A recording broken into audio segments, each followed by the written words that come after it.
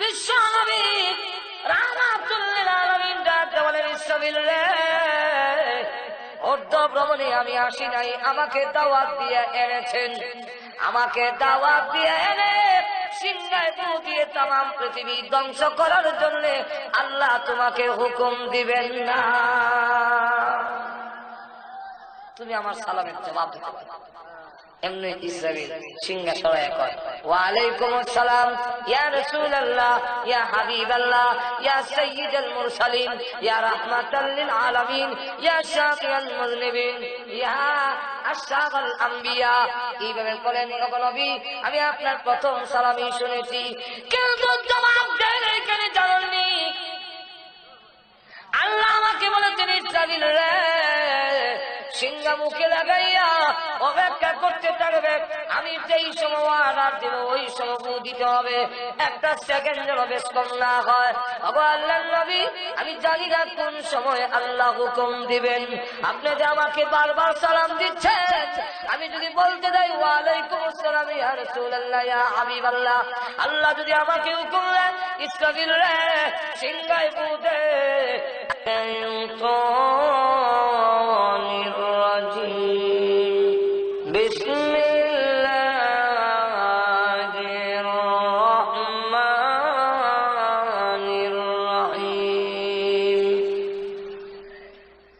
আজকে ইসলামী মহাসম্মেলনের অত্যন্ত শ্রদ্ধেভাজন সভাপতি, উপস্থিত সমবেত প্রাণপ্রিয় মুসলমান ভাইরা, পর্দার অন্তরালে অবস্থানরত অত্যন্ত শ্রদ্ধেয় মহোদয়, আমি আপনাদের সামনে পবিত্র কোরআন শরীফের সূরাতুল হজ্জের প্রথম দুইখানা আয়াতে কারিমা তেলাওয়াত করছি। এই দুইখানা আয়াতের মধ্যে আল্লাহ রাব্বুল আলামিন কিয়ামতের কথা তুলে ধরেছেন। কিয়ামতের আলোচনার উদ্দেশ্য হল যারা এই পৃথিবীর নাজ নিয়ামত পেয়ে পরকাল ভুলে গিয়েছে, আল্লাহ ভুলে গিয়া গাফেল হয়ে গেছে, তাদের গাফলতি ভেঙে দেওয়া, মানুষকে আখিরাতের দিকে ধাবিত করা, পাপাচার থেকে মানুষকে দূরে সরানো, এই হইল কিয়ামতের আলোচনার উদ্দেশ্য। মানুষ তুমি একজন এবং এই পৃথিবী একদিন থাকবে না, ধ্বংস হয়ে যাবে। এই কথাটা যদি উপলব্ধি করতে পারে তাহলে মানুষ গুনার কাজে লিপ্ত হতে পারে। নদীর পাড়ে এক মসজিদ, তো নদীর ভাঙনে নিচের মাটি সব সরাই লেগে গেছে, অর্ধেকটা মসজিদ এখনো আছে, আর বাকি অর্ধেকটা যে আছে নিচেটা মাটি নাই। কর্তৃপক্ষ নামাজ বন্ধ করে দিয়েছে, অন্যত্র নামাজ হয়, কিন্তু যারা নামাজ পায় না, জামাত পায় না, ওরা পরবর্তীতে এই মসজিদ এসে যেহেতু মসজিদ আছে নিয়ত বেঁধে ফেলে। তো আমিও গেছি, আমার ছাত্র জমনার ঘটনা, আমিও গেছি মসজিদে গিয়ে দেখি অনেকে মনে হয় আলহামদুলিল্লাহ সূরাটা শেষ করতে পারছি কিনা নিয়ত ছেড়ে দিয়ে জুতা দৌড় যায়। কোন লোক দেখলাম মসজিদে গিয়ে ইন্নি ওয়াজ্জাহতু যে হরণ লাগে, ইন্নি ওয়াজ্জাহতু হইল জুতা বেয়ে দৌড়, মসজিদ থেকে বাইরে খালি দৌড়া ধরে জুতা বেয়ে খালি দৌড়ে। আমি ভাবলাম ব্যাপারটা কি, মসজিদের ঢুকে গিয়া দেখি দেওয়ালের মধ্যে লেখা সাবধান নিচে মাটি নাই। এই যে এতটুকু লেখা সাবধান নিচে মাটি নাই, এই লেখাটা কে লেখলো, লোকটা কতটুকু সত্য, কথাটা কতটুকু সত্য মিথ্যা, কোন যাচাই বাছাই নাই। মসজিদ যদি ভেঙে নদীর পানির নিচে তলায় যায় তো আমার জিন্দেগি ধ্বংস হয়ে যাবে। এই ধ্বংসের হাত থেকে রক্ষার জন্য সে দৌড়াচ্ছে, কে বললো সেই কথাটা জানতে চাচ্ছে না। ঠিক তেমনি হবে আমাদেরকে নবীরা বলেছেন, বিশেষ করে বিশ্বনবী রাহমাতুল লিল আলামিন আমাদের সামনে, যাদের সামনে তুলে ধরার চেষ্টা করেছেন, ও পৃথিবীর মানুষেরা তোমাদের দৃষ্টি শক্তি দিয়ে তা দেখতেছ না, কিন্তু আমার আধ্যাত্মিক শক্তি এত বেশি, যার ফলে আমি দেখছি যে এই পৃথিবীর নিচে মাটি নাই। সাবধান, সতর্ক হয়ে যাও, তখন তোমার জীবন দশায় জাহান্নামের গর্তের মধ্যে তলায়া যাবে। অতএব তোমার জীবনকে ধ্বংসের হাত থেকে রক্ষা। এই কিয়ামতের আলোচনা। কিয়ামতকে দুই ভাগে ভাগ করা হয়েছে। একটা হইল তাম পৃথিবী একসাথে ধ্বংস হয়ে যাবে, আকাশ জমিন চন্দ্র সূর্য পর্বত পাহাড় পর্বত নদ নদী বৃক্ষ তরতা মানুষ গরু ছাগল জাত সব একসাথে ধ্বংস হয়ে যাওয়া, এটাকে কোরআনের ভাষায় সাআহ অথবা কিয়ামত বলা হয়। আর আরেকটা হলো আমরা আলাদা আলাদা ভাবে ধ্বংস হওয়া। আপনি একদিন সবিরাল একদিন দবিরাল একদিন সারাগালি সর একদিন নসরুদ্দি একদিন মসরুদ্দি একদিন আমি একদিন। এই ধ্বংসকে কোরআনের ভাষায় মউত বলা হয়।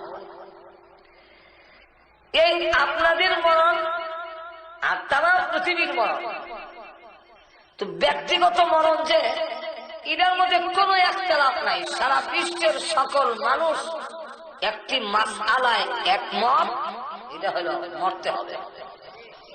আর তো ধরে কন না, এটার মধ্যে কোনো একতলাফ আছে? আস্তিক হোক নাস্তিক হোক, আল্লাহ মানক আর না মানক, মরণ মানে। কেন মানে? যেহেতু আমার সামনে আমার দাদা আমার বাবা আমার চাচা আমার অমুক আমার তমুক মরতেছে, আমি দেখতেছি, এই জন্য এটার মধ্যে কোনো একতলাফ। সমষ্টিগত মরণ যেটা সারা পৃথিবী ধ্বংস হয়ে যাবে একসাথে, এটা আমরা বিশ্বাস করেছি, আমরা বিশ্বাস করছি, যেরকম ঠিক কিনা? কিন্তু কাফেররা তিন ভাগে বিভক্ত। কোরআন যখন নাযিল হইল কাফেররা এটার মধ্যে মতামত। আল্লাহ বলে আম্মা ইয়াতাসাআলুনা আনিল নাবাইল আযীম আল্লাযী হুম ফীহি মুখতালিফুন।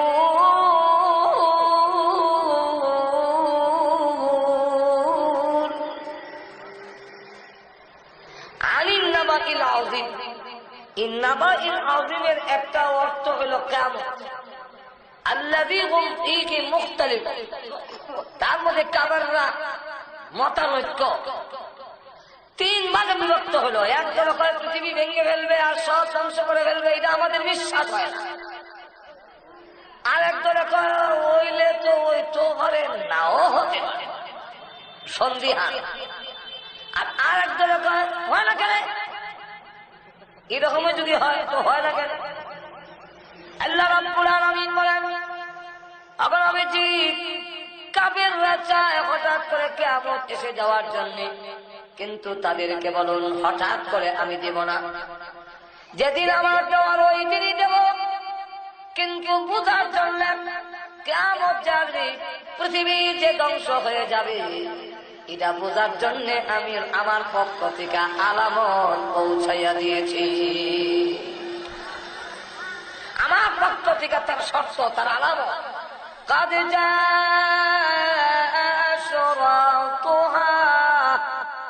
আমার পক্ষ থেকে শর্ত পৌঁছে গিয়েছে, শর্ত পাঠিয়ে দিয়েছি, এগুলা দেখে যেন বুঝতে পারে কিয়ামত যে হবে। তো আল্লাহ রাব্বুল আলামিন বলেন তাদের কথা মতো কিয়ামত দেওয়া হবে না। কিয়ামত কোন দিন সংঘটিত হবে? এক তারিখটা আল্লাহ ছাড়া পৃথিবীর কাউকে, ফেরেশতাকে, নবীকে, দুনিয়ার কোন ওলি গাউস কুতুবকে আল্লাহ কাউকে জানান না, এটা সম্পূর্ণ আল্লাহর হাতে। আল্লাহ রাব্বুল আলামিন কোরআনে বলেন, অসুবিধা হইতেছে না আপনাদের? আল্লাহ কোরআনে বলেন يسألونك عن الساعة أيان مرساها فيما أنت من ذكراها إلى ربك منتهاها। أغنبيجي يسألونك عن الساعة أيان مرساها, আপনাকে প্রশ্ন করা হয়েছে কিয়ামত কোন দিন, আইয়ানা মুরসাহা, কোন দিন সংঘটিত হবে। তো আপনি বলে দেন ফিমা আনতা মিন যিকরাহা, এর আলোচনার সাথে কিয়ামত কোন দিন হবে তার তারিখ কওয়া, ডেট কওয়া, এটা আমার কাজ নয়, এর সাথে আমার সম্পর্ক নেই। এর সাথে সম্পর্ক হইল ইলা রাব্বিকা মুনতাহাহা, এর শেষ কোন দিন, পৃথিবী কোন দিন ধ্বংস হবে তার এলেম একমাত্র আমার রবের কাছে। যেরকম ঠিক কিনা? তাই আপনি কি কোন অবস্থায় আছে সবগুলো নবীর সামনে তুলে ধরলেন। হঠাৎ করে বিরাট বড় একটা মূর্তির সামনে পড়লো, এত বড় এই তামাম পৃথিবীর সমান হইল লৌহে মাহফুজের একটা প্লেট, যেখানে কোরআন আমরা সবের ছবি আছে। কোন ভাতারা কোন চমক করবে, কোন আপনার ধানের ধান দানা যা আছে মাটির তলে পড়বে, কোন সময় কোনটা মাটির তল থেকে উঠবে, সব লৌহে মাহফুজের মধ্যে লেখা। একটা প্লেট, এই প্লেটটা রাখছে কোথায়? তাফসীরে ইবনে কাসিরের মধ্যে লেখেন ইসরাফিল আলাইহিস সালামের দুই চোখের বুরুজে আছে, এটার মাঝখানে যে হাত জায়গাটা আছে ওইখানের মধ্যে লৌহে মাহফুজটা ফিট করে রেখেছে। তামাম পৃথিবীর সমান যদি কপালটা হয় তাহলে চেহারা কত বড় আর শরীর কত বড়। এখানে একটা প্রশ্ন হয় যে ইসরাফিলের কপালও রাখলেন কেন? কোরআন শরীফ যে বড় লেখা, এটা ইসরাফিলের কপালও কেন? জিবরাইলের কপালে রাখলেন না সুবিধা? রাসূলের কাছে নাযিল করার সময় এখান থেকে দিলে তো এটা কইতাম নি।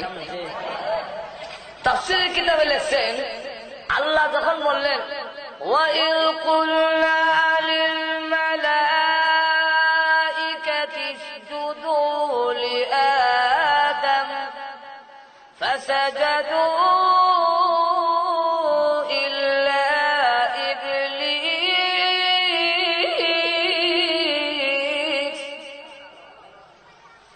আল্লাহ বলেন আদমকে সিজদা করো। সমস্ত ফেরেশতা ভাষা জাদু সিজদা করলো, কিন্তু সব মুসল্লি ইমাম সব আল্লাহু আকবার কোয়ার পরেও একসাথে গিয়ে আমার কভার লাগে না, একটু হইলে ব্যস্ত হয়। সর্বপ্রথম তিনি সিজদায় পড়লেন, সকলের আগে যিনি সিজদা দিলেন তিনি ছিলেন ইসরাফিল আলাইহিস সালাম। আল্লাহ বলেন তুমি যখন সকলের আগে আমার হুকুমটা মানছো, সিজদায় পড়ে গেছো, যে তোমাকে সম্মান দিলাম, আমার পবিত্র কালাম তোমার কপালের মধ্যে রেখে দিলাম। তাহলে ইসরাফিল আলাইহিস সালামের কবর কোরআন শরীফ রাখার ফলে ওনার কি ফায়দা হইলো? ওনার ফায়দা তাফসীরের কিতাবে লেখেন আল্লাহ তার কুদরতির দৃষ্টি দৈনিক 360 বার লৌহে মাহফুজের দিকে চায়, আর এই চাওয়ার কারণে ইসরাফিলের দিকেও আল্লাহর নজর হয়ে যায়। তখন লাভ হয়েছে না ক্ষতি হয়েছে? আচ্ছা রাখ ইসরাফিল আর মুখের মধ্যে একটা সিংহা লাগানো। এই পৃথিবীর যতটা প্রাণী আছে ততটা ছিদ্র তার সিংহের মধ্যে আছে, ধারণ করে ডাকটা কাট করে হাতিও দেয়। আল্লাহু আকবার। ইংল্যান্ডে রানীর বাড়ির সামনে দুইটা পুলিশ কারা থাকে সবসময়, জিন্দা না মুর্দা বোঝার কোনো উপায় নেই। আমিও গেছি সামনে, আরো অনেক মানুষ গেছে, গিয়ে কত চেষ্টা করলাম হাতি দেওয়া লাগে। আমরা আগে ছোট সময় করতাম না বলে হাতি না দিয়ে হাতি আয় হয়, কিন্তু এরা এমন ট্রেনিং দেওয়া, এরা সামনে গিয়ে হাত লাগায় হাতি যায়। আবার যায় সময় এরা এমন মুর্দা মানুষরা হাত লাগান একটা। এটা হলো রানীর বাড়ির ইজ্জত সম্মান। 24 ঘন্টা দুইজন পুলিশ বদলায় দাঁড়ায় থাকে, এরা লড়ন নাই। ইসরাফিল এমন হাতি মানে না। আল্লাহ রসুল বলেন ইয়া আখি, রসুল কিছু জিগাই চলে জিবরাইলে জিগায় ইয়া আখি জিবরাইল মান হাজার রাজুল, উনি কে? জিবরাইল কো হুজুর ওনার নাম ইসরাফিল আলাইহিস সালাম। আল্লাহ রসুল বলেন একটা সালাম দেওয়ান দরকার, আসসালামু আলাইকা, আসসালামু আলাইকা ইয়া ইসরাফিল। জবাব দেব দূরের কথা, হাতিও দেয়। আবার বলেন আসসালামু আলাইকা ইয়া ইসরাফিল, যেমন বোঝা যায় কানে শুনছি। 3 বার সালাম দেওয়ার পরে রসুল বুঝে ফেললেন কেন সালামের জবাব দেয়। আল্লাহর নবী বিশ্ব নবী রাহমাতুল লিল আলামিন তিনি ডাক দিয়ে বলেন রে ইসরাফিল, অর্ধ ভ্রমণে আমি আসি নাই, অর্ধ ভ্রমণে আমাকে মহান আল্লাহ দাওয়াত দিয়া এনেছেন। রসুল গেছেন না নিছেন? ভাইরা আমার, আল্লাহর নবী বলেন আল্লাহ আমাকে দাওয়াত দিয়ে এনেছেন। কেউ কাউকে দাওয়াত দিয়ে আনলে রাগ থাকলেও রাগ দেখায় না।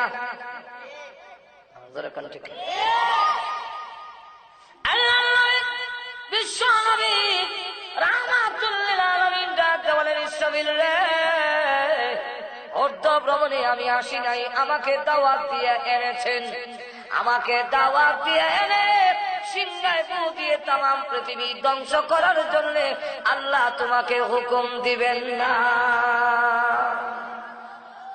তুমি আমার সালামের জবাব দিতে পারো। এমনি ইসরাফিল সিংহা সরায় কয়, ওয়া আলাইকুম আসসালাম ইয়া রাসূলুল্লাহ ইয়া হাবিবাল্লাহ ইয়া সাইয়্যিদুল মুরসালিন ইয়া রাহমাতাল লিল আলামিন ইয়া শাফিয়াল মুযনিবিন ইয়া আশরাফুল আম্বিয়া। এইভাবে বলেন, ওগো নবী আমি আপনার প্রথম সালামই শুনেছি, কিন্তু জবাব দেন এখানে জানেননি। আল্লাহ আমাকে বলেছেন ইসরাফিল রে, সিংহা মুখে লাগাইয়া অপেক্ষা করতে থাকবে, আমি যেই সময় অর্ডার দেব ওই সময় দিতে হবে, একটা সেকেন্ড যেন বেশ কম না হয়। ওগো আল্লাহর নবী আমি জানি না কোন সময় আল্লাহ হুকুম দিবেন, আপনি যে আমাকে বারবার সালাম দিচ্ছেন, আমি যদি বলতে যাই ওয়া আলাইকুম আসসালাম ইয়া রাসূলুল্লাহ ইয়া হাবিবাল্লাহ, আল্লাহ যদি আমাকে হুকুম দেন ইসরাফিল রে সিংহায় ফু দে, আল্লাহর হুকুমটা পালন করতে দেরি হবে বলে এতক্ষণ শুনেও আমি আপনার সালামের জবাব দেই নাই।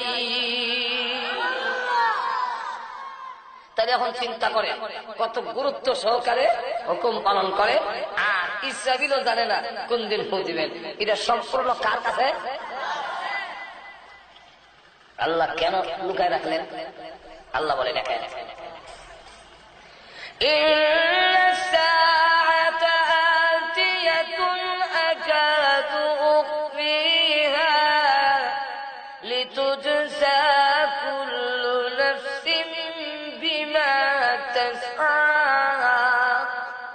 আল্লাহ বলে কিয়ামত আনেওয়ালি, কিয়ামত অবশ্যম্ভাবী, কিন্তু আমি আল্লাহর ইচ্ছা লুকায় রাখতে।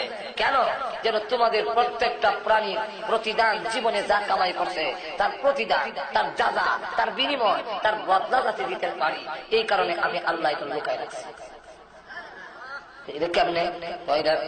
কারণ হইল লুকায় আমরা প্রকাশ করে দিলেন না, ভালো আছেন বলে অমুক পর্ব 2010 সালের ফেব্রুয়ারির 25 তারিখ, অমুক পর্ব 26 তারিখ, অমুক পর্ব 28 তারিখ, এরপরে আবার মার্চের 10 তারিখ মর্ম নসরুদ্দি। এটা আমরা যার যার আল্লাহ যদি জানাইয়া লিস্টি দিলে তো তেন সুবিধা আছে, বুঝলে না? জানাইয়া লিস্টি দিলাইলে প্রথম নম্বর হলো পৃথিবীর আইন শৃঙ্খলা ঠিক থাকবে না। আপনারা এই নন্দনপুর বাজারটা ওই পুলিশ আর্মি বিডিআরে কন্ট্রোল করতে পারে, কারণ যে সময় জ্বালার গাড়ি লয়ে যাবো এই সময় গাড়ি ঘোড়া যেভাবে বিল লাগায়, এখন যদি হেজাই না যায় যে 2020 সালের ফেব্রুয়ারির 15 তারিখ মারা যাইব, হে জ্বালার মাঝখান দিয়া রাস্তার মাঝখান দিয়ে আসবো, ট্রাক আইয়া পিছের অরণ দিল হে লড়তো না, উপরে তো যাবো, আমার এখন টাইম নাই। কারণ হে জানে এখন উপরে গেল মরতো না, 2020 সালের জানুয়ারির 10 তারিখ বা ফেব্রুয়ারি 15 তারিখ মারা যাইত, ঠিক কিনা?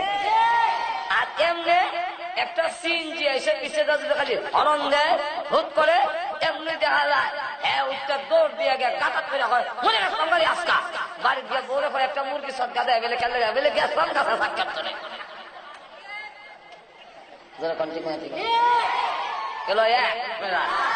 বিশেষ সময় দেরি করেন যেত না, যাইতাম সরাই, এখানে ওইটা আসল পয়েন্ট হলো আজকে সরাই, এখানে টিউনো সাহেব এবং উপজেলার চেয়ারম্যান সব পয়সা রয়েছে, জানেন তো একটু উত্তপ্ত যেন কথা বলছেন, এখানে একটু উত্তপ্ত ভাবনা এর লেগে এখানে যাওয়ার লাগে। আপনার একটা সাইড আবার এখানে যাইতাম, অত বেশি সময় যাওয়ান যেত না, আর এখনো অত বেশি দেয় না। আপনার যে শেষে খাওয়ানোর পরে যে ফিরনি আছে না, এইটা একটুই দেয় ঠিক না। যাক গেল একটা, আর একটা হইল মানুষ যদি জানা লাই মানুষের মধ্যে গাফলতি এসে যাবে, আমলের দিক থেকে মানুষ গাফেল হয়ে যাবে। কেন গাফেল হয়ে যাবে? তখন দেখা যাবে ইমাম সাহেব মুয়াজ্জিন সাহেব উনারা তো চাকরির কাছে মসজিদে আউন লাগে, আর বাকি মুসল্লি থাকবে না। মুসল্লি দেখা যাবে যারা যাদের যাদের মরণ গনে এসে ওই এরা ছাড়া আর কেউ মসজিদে নাই। কেন? 2000 সালে মার্চের সে 15 তারিখ মারা যাবে, এত আগে মসজিদে যাওয়ার দরকার আছে? 3 চিল্লার বুঝ রেখা যা কাম পোকাম আছে সব স্টার্ট দিব।